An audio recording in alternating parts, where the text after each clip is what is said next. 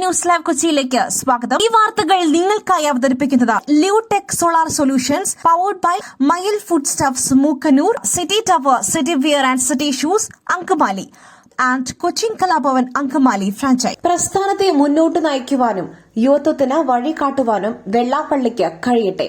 വേദിയിൽ വെള്ളാപ്പള്ളി നടേശനെ വാനോളം പുകഴ്ത്തി മുഖ്യമന്ത്രി. വെള്ളാപ്പള്ളി നടേശനെ വാനോളം പുകഴ്ത്തി മുഖ്യമന്ത്രി പിണറായി വിജയൻ. തിരുവനന്തപുരം പെരിങ്ങമലയിലെ SNDP യോഗത്തിന്റെ ശ്രീനാരായണീയം കൺവെൻഷൻ സെന്റർ ഉദ്ഘാടന ചടങ്ങിൽ പങ്കെടുക്കവെയാണ് മുഖ്യമന്ത്രിയുടെ പുകഴ്ത്തൽ. ശ്രീനാരായണ ഗുരുവിന്റെ ആദർശങ്ങൾ ഉയർത്തിക്കാട്ടി വർഗീയതയ്ക്കെതിരായിരുന്നു മുഖ്യമന്ത്രിയുടെ പ്രസംഗം. ശ്രീനാരായണ ഗുരുവിനെ സ്വന്തമാക്കുവാൻ ചില വർഗീയ ശക്തികൾ വല്ലാതെ പാടുപെടുന്നെന്ന് മുഖ്യമന്ത്രി പറഞ്ഞു.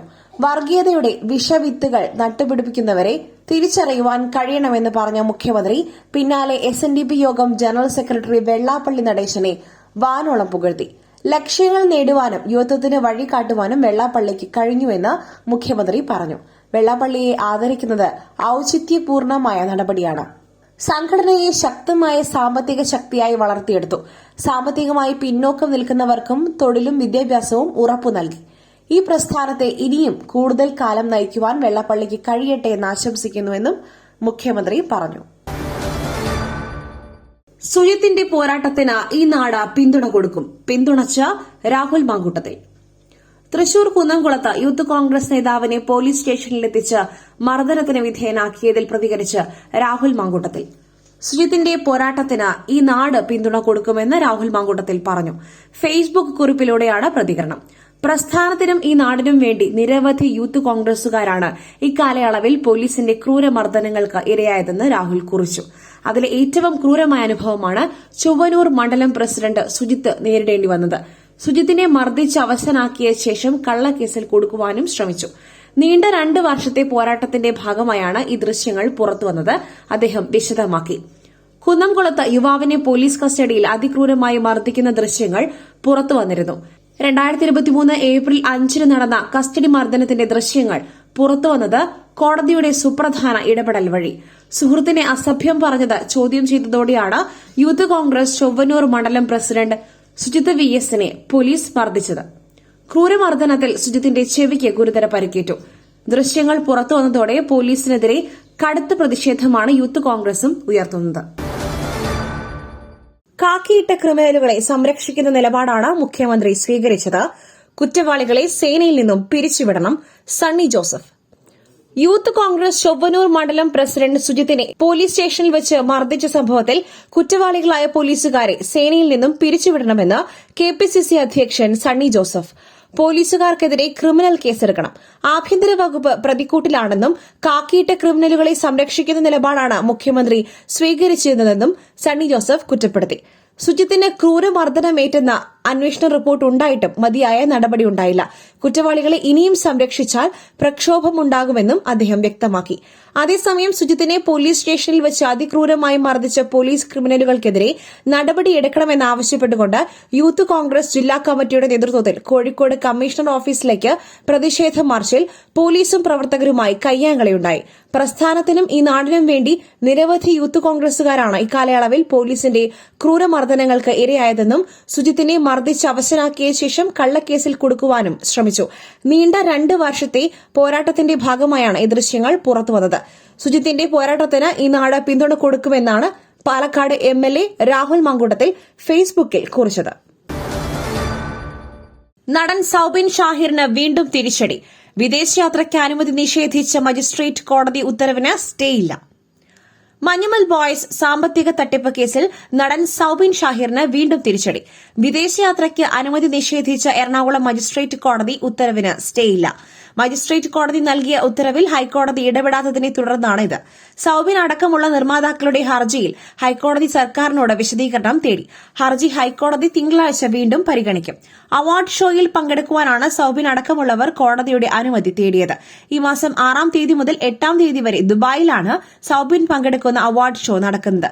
നേരത്തെ സൌബിന് വിദേശയാത്രാനുമതി നിഷേധിച്ച എറണാകുളം മജിസ്ട്രേറ്റ് കോടതി ഹർജി തള്ളിയിരുന്നു. സൌബിൻ ദുബായിലെത്തിയാൽ കേസിലെ സാക്ഷികളെ സ്വാധീനിക്കുമെന്നായിരുന്നു പരാതിക്കാരന്റെ വാദം. പരാതിക്കാരന് വേണ്ടി അഡ്വക്കേറ്റ് സൈബി ജോസ് കിടങ്ങൂർ ഹാജരായി.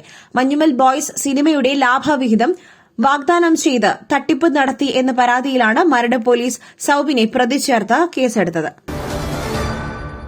തദ്ദേശ തെരഞ്ഞെടുപ്പിന് ഒരുങ്ങുവാൻ സിപിഐഎം. ഒരുക്കങ്ങളിലേക്ക് കടക്കുവാൻ പാർട്ടി സംസ്ഥാന സെക്രട്ടേറിയറ്റിൽ തീരുമാനം. തദ്ദേശ തെരഞ്ഞെടുപ്പിന് ഒരുങ്ങുവാൻ സിപിഐഎം. തിരഞ്ഞെടുപ്പിന് സജ്ജമാകുവാൻ പാർട്ടി സംസ്ഥാന സെക്രട്ടേറിയറ്റിൽ തീരുമാനമായി. ശില്പശാലകളും പൊതുയോഗങ്ങളും ഉൾപ്പെടെ സംഘടിപ്പിച്ച് തിരഞ്ഞെടുപ്പ് ഒരുക്കങ്ങളിലേക്ക് കടക്കുവാനാണ് തീരുമാനം. തദ്ദേശ തെരഞ്ഞെടുപ്പിൽ നേട്ടമുണ്ടാകേണ്ടത് അനിവാര്യം എന്നാണ് സിപിഐഎം വിലയിരുത്തൽ. ഇന്ന് ചേർന്ന സിപിഐഎം സംസ്ഥാന സെക്രട്ടേറിയറ്റിലെ പ്രധാന അജണ്ട തദ്ദേശ തെരഞ്ഞെടുപ്പിന്റെ ഒരുക്കങ്ങളായിരുന്നു.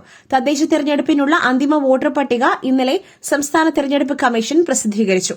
ഓണത്തിന്റെ ആരവങ്ങൾ കഴിഞ്ഞാലുടൻ തിരഞ്ഞെടുപ്പ് ഒരുക്കങ്ങളിലേക്ക് കടക്കുവാനാണ് സിപിഐഎം സംസ്ഥാന സെക്രട്ടേറിയറ്റ് തീരുമാനിച്ചിരുന്നത്. പുട്ട് രുചികരമാവണമെങ്കിൽ മയിലിന്റെ പുട്ടുപൊടി തന്നെ വേണം. അതിന് ചെമ്പാപ്പുട്ടാണെങ്കിലും അങ്ങനെ തന്നെ. മയിൽ റൈസ് ആൻഡ് ഫുഡ് പ്രൊഡക്ട്സ്, ശ്രേഷ്ഠം സമ്പുഷ്ടം. ദുരന്തം കഴിഞ്ഞ 91 ദിവസത്തിന് ശേഷം മൌനം വെടിഞ്ഞ വിരാട് കോഹ്ലി. നിങ്ങളുടെ നഷ്ടം എന്റേതു കൂടിയാണ്, കുറിപ്പ് പങ്കിട്ട് RCB.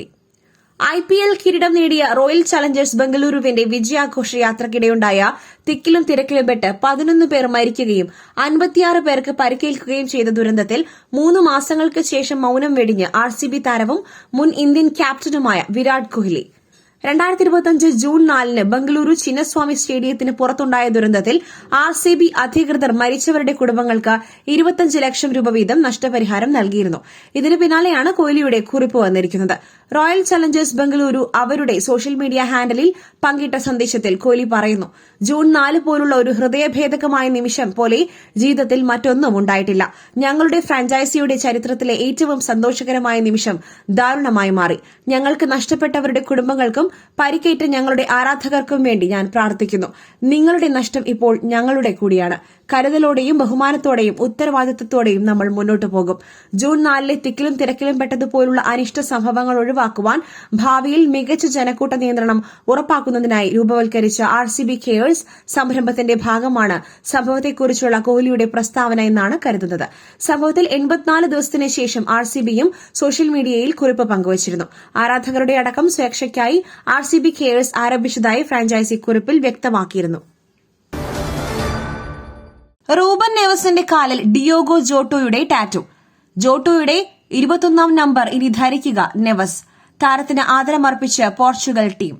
ഇക്കഴിഞ്ഞ ജൂലൈ 3 സ്പെയിനിൽ കാറപകടത്തിൽ മരിച്ച ലിവർപൂളിന്റെ പോർച്ചുഗൽ താരം ഡിയോഗോ ജോട്ടോയ്ക്ക് ആദരമർപ്പിച്ച് ക്രിസ്ത്യാനോ റൊണാൾഡോ അടക്കമുള്ള പോർച്ചുഗൽ താരങ്ങൾ. റൂബൻ നെവസ് തന്റെ ഡിയോഗോ ജോട്ടോയോടുള്ള ആദരവിന്റെ ഭാഗമായി കണംകാൽ പേശികളിൽ ഇരുവരും ആലിംഗനം ചെയ്തു നിൽക്കുന്ന ടാറ്റുവാണ് പതിപ്പിച്ചിരിക്കുന്നത്. പോർച്ചുഗലിന്റെ ലോകകപ്പ് യോഗ്യതാ മത്സരങ്ങൾക്ക് മുന്നോടിയായി നടന്ന ചടങ്ങിലായിരുന്നു അകാലത്തിൽ പിരിഞ്ഞ തങ്ങളുടെ പ്രിയപ്പെട്ട സഹതാരത്തിന് ആദരമർപ്പിച്ചത്. റൂബൻ നെവസിന്റെ കാലിൽ ചെയ്ത ടാറ്റുവിൽ ഡിയോഗോ ജെ 21 എന്നെഴുതിയ ഷർട്ട് ധരിച്ചു നിൽക്കുകയാണ് ജോട്ടോ. എന്നെന്നും കളിക്കളത്തിൽ ഡിയോഗോ ജോട്ടോയെ ഓർമ്മിക്കുന്നതിന്റെ ഭാഗമായാണ് പോർച്ചുഗലിനായി ജോട്ടോയുടെ 21ാം നമ്പർ ജേഴ്സി നെവസ് ധരിക്കുന്നത്. മറ്റൊരു വാർത്തയുമായി കണ്ടുമുട്ടുന്നതുവരെ നന്ദി, നമസ്കാരം.